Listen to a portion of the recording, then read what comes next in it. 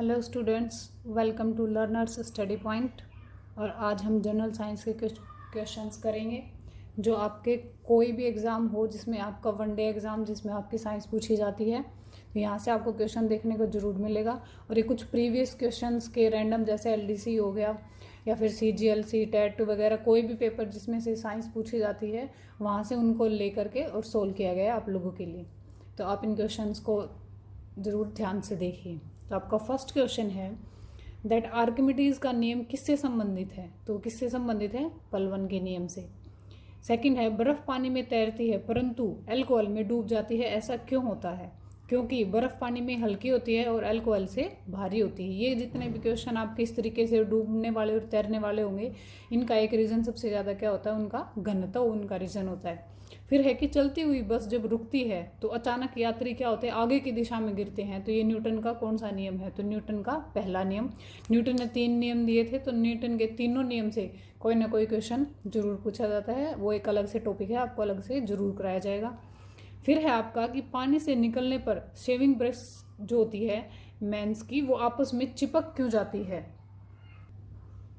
तो इसका आपका रीजन क्या आएगा? पृष्ठ तनाव के कारण। इसी के कारण, पृष्ठ तनाव के कारण 2-3 ऐसे रीजन्स हैं जो 2-3 ऐसे क्वेश्चंस हैं जो आपके पेपर में पूछे जाते हैं। इसी के कारण क्या होता है? मच्छर पानी पर तैरते हैं, लेकिन यदि अगर पानी में हम क्या डाल दें? मिट्टी का तेल डाल देते हैं, तो क्या हो जाएगा? मच्छर पानी में डूब जाएंगे और उनका सांस लेने में दिक्कत होगी और वो मर जाएंगे। ठीक है, तो पृष्ठ तनाव के कारण और बहुत सारे क्वेश्चंस हैं जो आपके आगे देखने को मिलेंगे।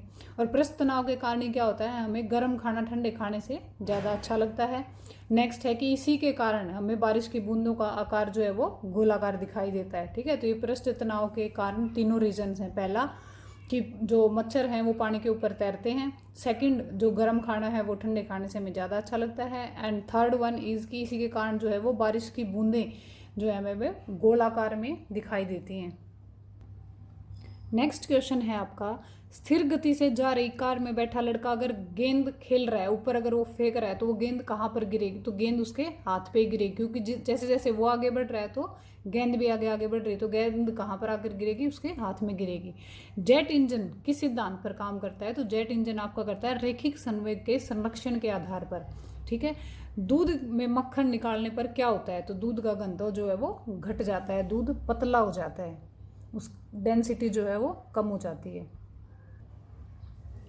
नेक्स्ट आपका क्वेश्चन है कि जब हम किसी वस्तु को पृथ्वी से चंद्रमा पर लेकर जाते हैं तो क्या होता है? तो उसका भार जो है वस्तु का वो कम हो जाता है, घट जाता है।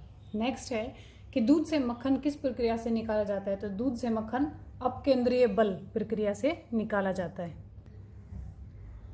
नेक्स्ट आपका क्वेश्चन है कि धरती पर अगर वजन किसी चीज़ का 60 kg है तो चंद्रमा पर कितना हो जाएगा? तो 60 का 1/6 हो जाता है। कोई भी वेट जब पृथ्वी से चंद्रमा पर जाता है तो 1/6 हो जाएगा उसका, तो ये 10 kg हो जाएगा। गुरुत्वाकर्षण जो बल है चंद्रमा पर वो कम है, इसलिए वहाँ पर क्या हो जाता है? वजन कम हो जाता है। नेक्स्ट आपका क्वेश्चन है कि हवाई जहाज में पेन की स्याही जो है, इंक जो है वो रिफिल से बाहर क्यों आ जाती है? क्योंकि जब हम हाइट पर बढ़ते हैं, ऊंचाई पर जाते हैं, तो जो वायुमंडलीय दाब है, वायु दाब, जो एटमॉस्फेरिक प्रेशर है वो कम हो जाता है और इसलिए इंक जो है वो रिफिल से बाहर आ जाती है। नेक्स्ट है आपका कि चंद्रमा पर वायुमंडल नहीं है, क्यों नहीं है? तो यह चंद्रमा के प्रकाश से ही तो इसको रोशनी मिलती है और चंद्रमा पृथ्वी का एक उपग्रह है। नेक्स्ट है कि आपका कि 1 हॉर्स पावर कितने वोट के इक्वल होता है? तो ये होता है 746 वोट के इक्वल। और ये क्वेश्चन काफ़ी बार एग्जाम्स में पूछा गया है कि 1 horsepower is equals to how much watts? तो 746 वोट। नेक्स्ट आपका क्वेश्चन है कि अंतदर्शी क्या होता है? तो अंतदर्शी होता है जिसके द्वारा आहार नाल के भीतर देखा जाता है। जो हमारे आहार नाल है उसके अंदर किस आहार नाल के अंदर जिस इक्विपमेंट से देखा जाता है उसको क्या बोलते हैं? अंतदर्शी। मायोपिया, मायोपिया क्या होता है? मायोपिया में निकट दृष्टि दोष जिसको होता है वो होता है मायोपिया। इसमें हमें क्या होता है कि दूर का नहीं दिखता है। जिसको ये बीमारी होती है मायोपिया, उसको दूर का नहीं दिखता, और इसको बोलते क्या है? निकट दृष्टि दोष। तो ये दोनों चीज़ें आप नाम से थोड़ा कोई लिंक बना करके याद कर लीजिए कि मायोपिया, निकट दृष्टि दोष, दूर का नहीं दिखता। और इसमें कौन सा लेंस लगता है जब चश्मा चढ़ता है? तो अवतल लेंस उस रोग के प्राणी को लगता है। फिर है आपका हाइपरमेट्रोपिया। हाइपरमेट्रोपिया में क्या होगा, दूर दृष्टि दोष इसको बोला जाता है, और इसमें क्या होता है, पास का दिखाई नहीं देता, और इसमें जब चश्मा लगता है तो वो उत्तल लेंस का लगता है। तो इन दोनों को आप ध्यान से कर लीजिए, इनमें से क्वेश्चन पूछा जाता है। नेक्स्ट है आपका कि एक कार की गति 36 किलोमीटर पर आवर है, तो इसको मीटर पर सेकंड में हम कैसे लिखेंगे। तो ये देखिए 36 इंटू में किलोमीटर है तो इसका 1000 मीटर हो जाएगा, अपॉन में हावर्स है तो इनको सेकंड में आप कर लोगे, 3600 सेकंड हो जाएंगे, 10 मीटर पर सेकंड। लेकिन इसकी एक शॉर्ट ट्रिक क्या है कि जब आपको किलोमीटर से आवर पे जाना हो तो आप उसको क्या करेंगे, सॉरी किलोमीटर आवर से मीटर पर सेकंड में जाना हो तो आप इसको उसके इंटू में करेंगे 5/18, और जब आपको मीटर पर सेकंड से किलोमीटर पर आवर पर जाना है तो तब आप क्या करेंगे 18/5। ये एक ट्रिक से मैंने इस तरीके से याद कर रखा है कि जब हम बड़े से किलोमीटर पर आवर से जब हम छोटे की साइड जाते हैं तो ऊपर छोटा आएगा 5/18, और जब हम मीटर पर सेकंड से किलोमीटर पर आवर पर जाएंगे तो 18/5 आ जाएगा, तो यहाँ छोटे से जा रहे तो छोटा नीचे आ जाएगा। इस तरीके से आप इसको याद कर सकते हैं या फिर अपनी भी कोई ट्रिक बना सकते हैं, ये ईजी है, ये यहाँ पर हमें बहुत कुछ सोल्व करना पड़ेगा। नेक्स्ट है आपका कि न्यूटन मीटर जो है वो किसकी एसआई यूनिट है। एसआई यूनिट क्या होती हैं, एसआई यूनिट होती हैं,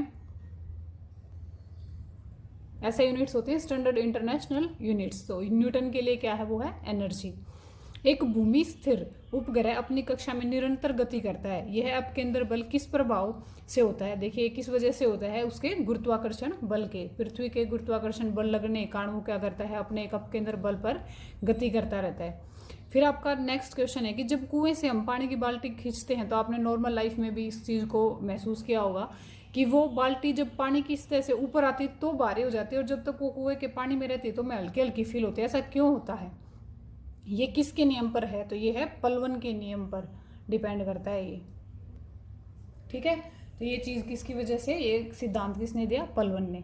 फिर है भारहीनता कब होती है, भारहीनता मतलब वेटलेस। तो जब गुरुत्वाकर्षण बल हमारा 0 हो जाता है किसी भी कंडीशन में, जैसे कि जब लिफ्ट नीचे जाता है और उसकी अगर रस्सी एकदम से स्ट्रिंग उसकी टूट जाए तो हम उसके अंदर जो खड़ा हुआ इंसान होगा वो उसको लगेगा कि उसका भार बिल्कुल 0 हो गया है, उसको बोलते हैं हम भारहीनता। तो भारहीनता कब होती है, जब गुरुत्वाकर्षण बल जो है वो बिल्कुल 0 हो जाए। जैसे कि ये एग्जाम्पल है आपका, जैसे कि अगर लिफ्ट में कोई आदमी नीचे उतर रहा है और उसकी लिफ्ट की स्ट्रिंग एकदम से टूट जाती है तो वो जितने स्पीड से नीचे गिरती है उस टाइम इंसान को लगता है कि उसका जो वेट है वो ऑलमोस्ट 0 हो गया है।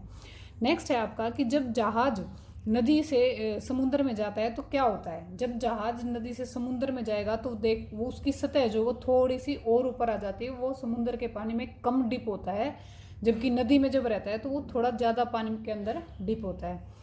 नेक्स्ट है आपका कि लोहे की कील पारे में तैरती है लेकिन पानी में डूब जाती है, ऐसा क्यों होता है, क्योंकि लोहे का जो घनत्व है वो पानी से अधिक होता है इसलिए।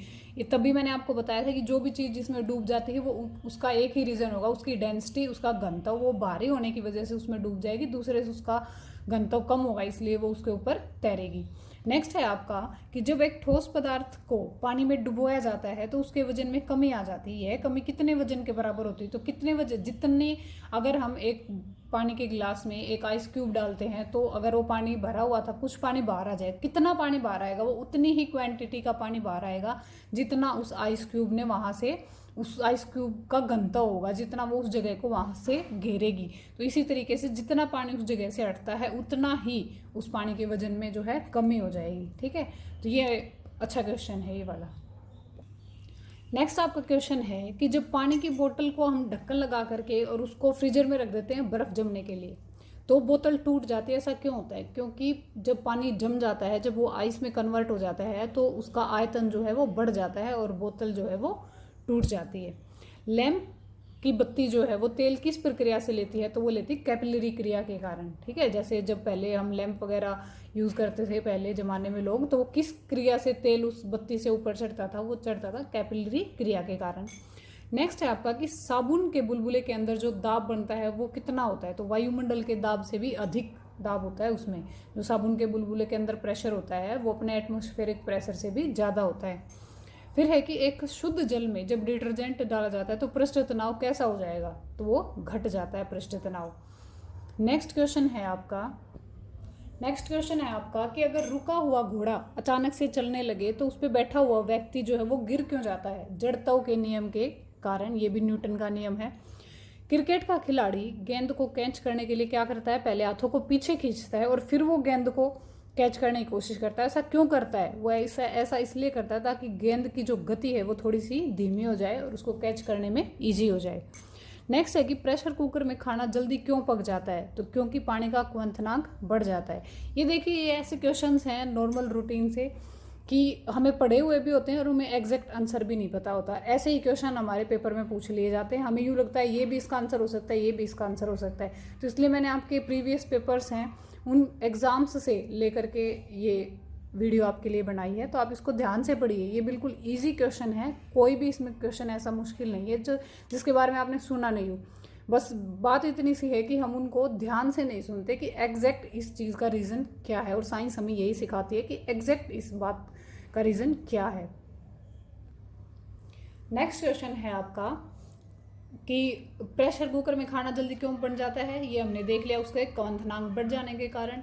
फिर है कि वायु दाब मापी की रीडिंग में अचानक अगर गिरावट आ जाती है तो इससे मौसम का क्या पता चलेगा? तो मौसम में तूफान आएगा अगर एकदम से उसकी रीडिंग फॉल होती है तो। फिर है किसी घूमने वाले मंच पर अगर कोई व्यक्ति बहुत घूमने की गति को अपने कम करना चाहता है, अगर वो बहुत स्पीड से घूम रहा है और वो उसकी स्पीड को कम करना चाहता है तो वो क्या करेगा? तो उसको अपने दोनों हाथों को फैला लेना चाहिए, खोल लेना चाहिए, उससे जो है उसकी स्पीड थोड़ी कम हो जाएगी। नेक्स्ट आपका क्वेश्चन है कि श्यानता की इकाई क्या है? तो वो है पॉइज। और प्रकाश की रंग निर्धारित कौन करता है? तो वो करते हैं तरंग दे रहे इंग्लिश में क्या होते हैं? वेवलेंस। वेवलेंस प्रकाश के रंग को निर्धारित करते हैं। फिर है कि पानी में हवा का बुलबुला किस तरह से काम करता है? तो पानी में हवा का बुलबुला जो है वो अवतल लेंस की तरह काम करता है। फिर है कि सूर्य से प्रकाश किस तरह से आता है? तो सूर्य से प्रकाश जो है वो पैरेलल लाइंस समांतर रेखाओं में आता है। फिर है स्पीड ऑफ लाइट पर हॉट एंड कोल्ड सरफेस का क्या प्रभाव पड़ता है? तो स्पीड ऑफ लाइट पर कोई भी हॉट एंड कोल्ड सरफेस का प्रभाव नहीं पड़ता, उसकी स्पीड वैसी ही रहती है जैसे वो पहले थी, चाहे वो हॉट सरफेस से जा रही हो या कोल्ड सरफेस से जा रही हो। फिर है कि प्रकाश जिन छोटे छोटे कणों से मिलकर बना है उसको क्या कहते हैं? तो उसको हम बोलते हैं फोटोन। नेक्स्ट है कि प्रकाश की तरंग सिद्धांत किसने दिया था? तो प्रकाश की तरंग सिद्धांत दिया था हाइगेंस ने। और ये एक क्वेश्चन रह गया हमारा कि प्रकाश की तरंग किस प्रकार की तरंग है? तो वो है अनुप्रस्थ, ट्रांसवर्स वेव टाइप की ये तरंगें होती हैं।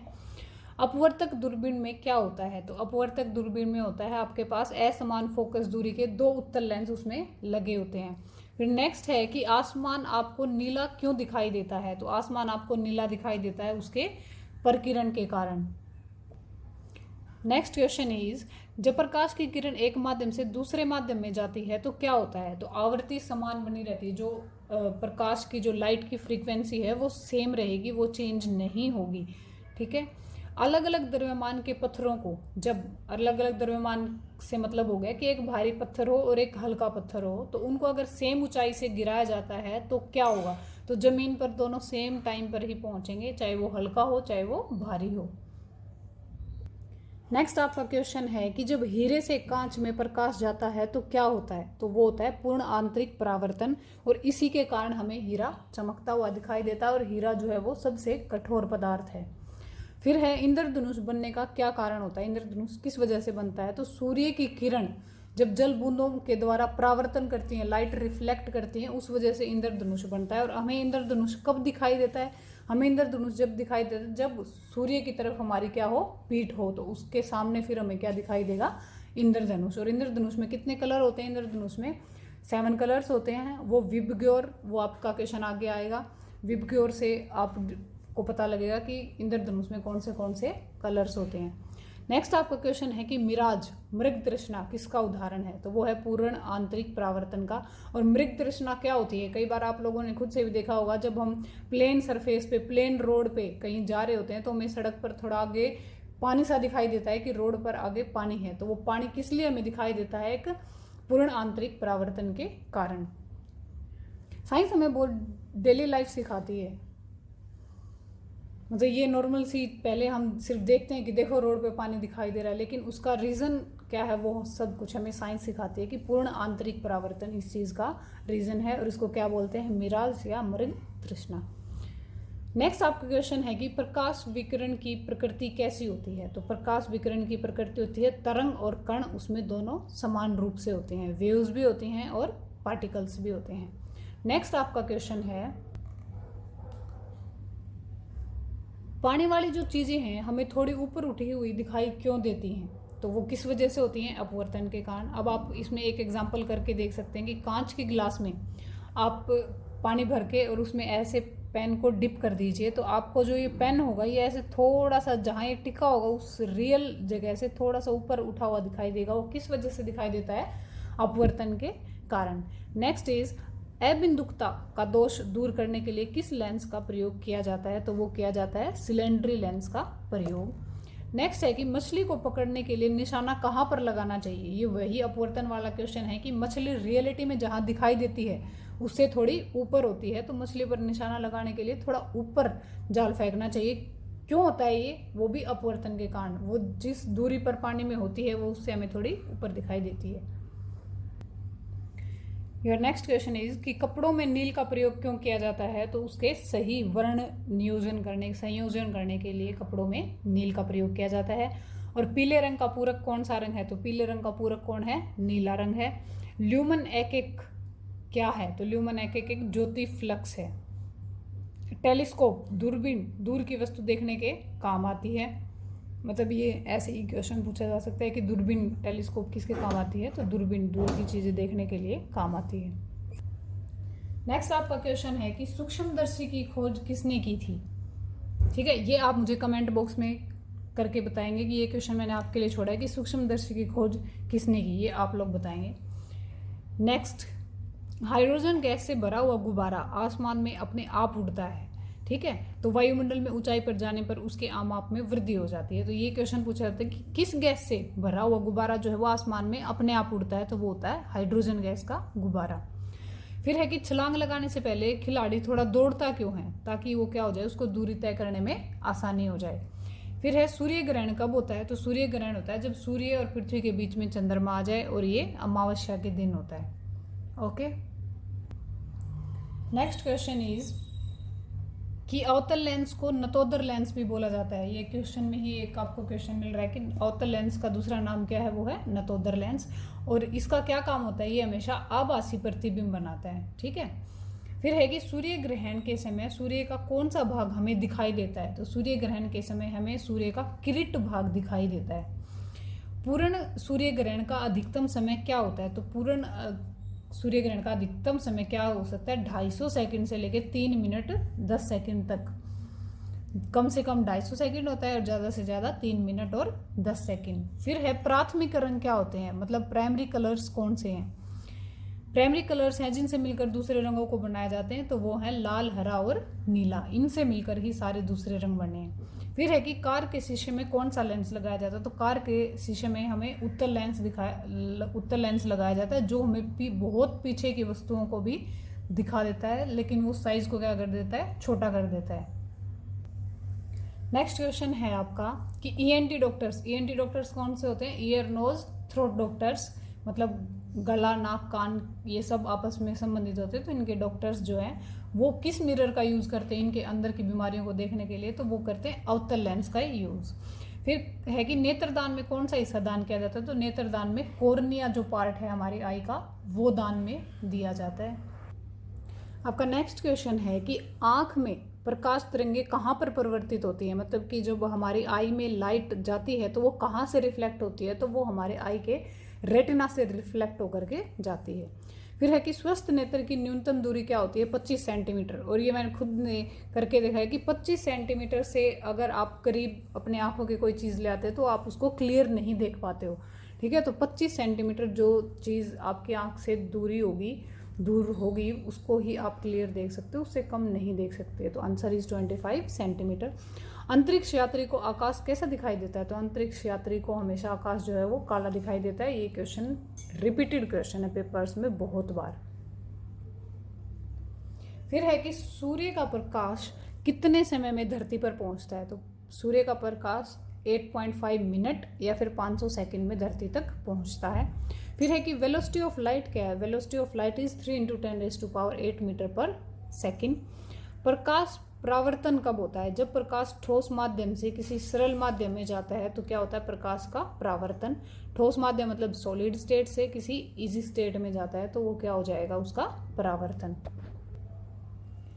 फिर है कि पेट व शरीर के अन्य भागों को अंदर से देखने की तकनीक को हम क्या बोलते हैं? तो उसको बोलते हैं एंडोस्कोपी। चटका हुआ कांच जो है वो चटकीला क्यों होता है? तो चटका हुआ कांच जो है वो पूर्ण आंतरिक परावर्तन के कारण होता है। देखना आप कभी भी अगर कांच टूटता है तो वो एकदम से बिखरता नहीं है, उसमें हमें लाइन वगैरह दिखने लग जाती है, तो किस वजह से? पूर्ण आंतरिक परावर्तन के कारण। नेक्स्ट क्वेश्चन है आपका कि इंद्रधनुष में कितने कलर होते हैं? तो इंद्रधनुष में 7 कलर मैं आपको पहले बता चुकी हूँ, विबग्योर, ठीक है। और कलर्स जो होते हैं इंद्रधनुष में वो 7 होते हैं। कैसे होते हैं? विबग्योर, ये शॉर्ट फॉर्म है। वी से वॉयलेट, आई से इंडिगो, बी से ब्लू, जी से ग्रीन, वाई से येलो, ओ से ऑरेंज और आर से रेड। इधर से यहाँ जब हम वी से आर की साइड जाते हैं तो कलर्स की वेवलेंथ बहुत ज़्यादा बढ़ जाती है। तो रेड कलर की वेवलेंथ सबसे ज़्यादा होती है और वॉयलेट मतलब बैंगनी कलर की सबसे कम। फिर है कि तेल पानी के ऊपर फैल जाता है, ऐसा क्यों होता है? वो भी किसके कारण होता है? पृष्ठ तनाव के कारण। नेक्स्ट है कि जब एक वस्तु की गति दोगुनी हो जाती है तो उसकी गतिज ऊर्जा पर क्या प्रभाव पड़ता है? तो उसकी जो गतिज ऊर्जा है वो 4 गुना हो जाती है। क्यों होता है ऐसा? क्योंकि इसका फॉर्मूला क्या है? Half m v square. और हाफ एम वी स्केयर अगर हम वी को डबल कर देते हैं तो वहां पर क्या हो जाएगी? उसकी स्पीड 4 गुना। नेक्स्ट क्वेश्चन है आपका कि अंतरिक्ष में सीधा नहीं खड़ा होया जा सकता, ठीक है, सॉरी, अंतरिक्ष में सीधा खड़ा नहीं रहा जा सकता। तो ऐसा क्यों होता है? क्योंकि वहां गुरुत्वाकर्षण बल नहीं होता और उड़ती हवाई जहाज जो है वो उसमें चला भी नहीं जा सकता, ठीक है। नेक्स्ट इज कि रोशनदानों को छत के निकट क्यों लगाया जाता है? मतलब जो हमारे रोशनदान होते हैं उनको इतनी ऊंचाई पर क्यों लगाया जाता है? क्यों लगाया जाता है? क्योंकि जो गर्म हवा होती है ना वो हल्की होती है और वो हमेशा उस ऊपर उठती है। तो जब वो ऊपर उठेगी तो उन रोशनदान से बाहर चली जाती है, ठीक है। ठंडी हवा जो होती है उसका वजन ज़्यादा होता है, वो नीचे सरफेस पे बैठ जाती है और गर्म हवा हल्की होने की वजह से ऊपर चली जाती है, इसलिए रोशनदानों को छत के निकट लगाया जाता है। फिर है कि क्रेब्स चक्कर में किसका संश्लेषण होता है? तो क्रेब्स चक्कर में होता है पायरुविक अम्ल का संश्लेषण। फिर है कि मानव शरीर में खून का शुद्धिकरण की प्रक्रिया को क्या कहते हैं? तो उसको बोलते हैं हम डायलिसिस। नेक्स्ट क्वेश्चन इज कि पेप्सिन क्या करता है? तो पेप्सिन क्या करता है? प्रोटीन को पॉलीपेप्टाइड में बदलने का काम करता है पेप्सिन। आपका नेक्स्ट क्वेश्चन है कि पाचन क्रिया में प्रोटीन किस में बदल जाता है? तो पाचन क्रिया में प्रोटीन जो है वो अमीनो एसिड्स में बदल जाता है। फिर है कि शरीर को कौन सा अंग कार्बोहाइड्रेट को जमा करता है? तो शरीर का लीवर, यकृत जो होता है वो कार्बोहाइड्रेट को जमा करके रखता है। फिर पित्त किसके द्वारा पैदा किया जाता है? तो पित्त लीवर से ही बनाया जाता है। फिर पित्त कहाँ पर जमा होता है? तो पित्त पित्ताशय में जमा होता है। ये कुछ आपके बायोलॉजी के क्वेश्चंस आ गए हैं। फिर है कि स्वस्थ मनुष्य का रक्तचाप कितना होता है? तो वो होता है 120 mm से 80। तो 120 जाते टाइम मतलब जब हमारे फेफड़ों से, हमारे हृदय से शरीर की साइड जाता है, शरीर के सभी अंगों में खून जाता है तो उसकी स्पीड होती है 120। लेकिन जब वो वहाँ से वापस आता है तो उसकी कितनी होती है? 80, ठीक है। और भागते समय क्या होता है? भागते समय बीपी बढ़ जाता है और सोते समय बीपी घट जाता है। फिर है कि सामान्य जीवन काल में मनुष्य का दिल कितनी बार धड़कता है? तो सामान्य जीवन काल में 2 अरब बार जो है वो मनुष्य का दिल धड़कता है। नेक्स्ट है कि मनुष्य के कितने दांत हैं जो 2 बार उगते हैं? वो हैं 20 दांत जो है मनुष्य के वो 2 बार आते हैं। एक क्वेश्चन पूछा गया था कि कितने दांत मनुष्य के जीवन काल में टोटली आते हैं? तो वो कितने हो जाएंगे? 52, क्योंकि 32 होते हैं और 20 ये हैं जो 2 बार आते हैं, तो इसलिए कितने हो गए? 52। ये क्वेश्चन पूछा गया था एक एग्जाम में। आपका नेक्स्ट क्वेश्चन है कि पाचन का अधिकांश भाग कहाँ पर संपन्न होता है? तो पाचन का जो अधिकांश भाग है वो छोटी आंत में संपन्न होता है। मतलब हमारे खाना जो है सबसे ज़्यादा कहाँ पर जाकर के पचता है? छोटी आंत में। फिर है कि पाचन क्रिया कहाँ से प्रारंभ होती है? तो पाचन क्रिया हमारे मुंह में से ही शुरू हो जाती है। जैसे ही हम खाना मुंह में लेते हैं तो वहीं से हमारी लार वगैरह बननी शुरू हो जाती है, तो वहीं से हमारी पाचन क्रिया जो है वो स्टार्ट हो जाती है। नेक्स्ट है कि रक्त परिसंचरण तंत्र का अध्ययन सबसे पहले किसने किया था? तो रक्त परिसंचरण तंत्र का अध्ययन सबसे पहले विलियम हार्वे ने किया था। पेसमेकर का संबंध किससे है? तो पेसमेकर का संबंध किससे है? हृदय से, हार्ट से। फिर है हीमोग्लोबिन का क्या काम है, तो हीमोग्लोबिन का काम है ऑक्सीजन को लेकर जाना।